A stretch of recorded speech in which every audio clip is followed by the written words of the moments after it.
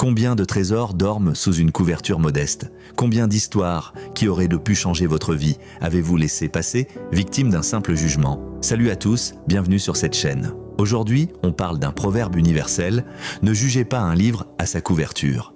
Mais si on allait beaucoup plus loin, si on l'appliquait à nous-mêmes, aux autres, à notre vie tout entière, on vit dans un monde obsédé par les couvertures, par les apparences, par les premières impressions. On scrolle, on like, on jette un coup d'œil et on croit tout savoir. Combien de fois vous êtes-vous dit « je ne suis pas capable » en vous basant sur vos échecs passés, cette couverture abîmée de votre propre histoire? Combien de fois avez-vous collé une étiquette sur quelqu'un, trop ceci, pas assez cela, sans jamais prendre le temps de lire son histoire? Sans voir ses batailles intérieures, ses résiliences silencieuses, ses chapitres de courage soigneusement cachés? Voici la vérité. La voici claire et nette, vous n'êtes pas votre couverture. Votre couverture, c'est peut-être l'échec que vous croyez traîner, le regard présumé des autres, la honte, l'habit trop simple, la timidité qui vous enveloppe. Mais votre histoire, la vraie, celle qui est à l'intérieur, elle est en train de s'écrire, à chaque instant. Et vous seul, en êtes l'auteur. Alors, voici ton défi pour aujourd'hui. Si tu l'acceptes, 1. Arrête définitivement de te juger sur la couverture. Ton chapitre difficile ne signe pas ta fin.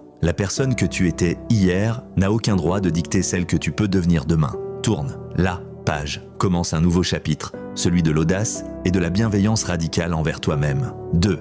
Arrête de juger les livres qui t'entourent. La personne que tu croises, qui te semble si différente, si distante, si quelque chose, renferme tout un univers. Fais l'effort sincère de lire entre les lignes. Pose une question. Écoute vraiment. Tu pourrais bien tenir entre tes mains le livre le plus fascinant de toute ton existence. Le plus beau livre n'affiche pas toujours la plus belle reliure. La personne la plus forte n'est pas celle qui crie le plus fort. La plus grande réussite germe souvent sur une page qui, au premier abord, paraît totalement vide. Alors aujourd'hui, je te pose la question, cœur à cœur, quelle est la magnifique histoire que tu protèges sous ta couverture actuelle? Quelle est la première ligne de ton prochain chapitre?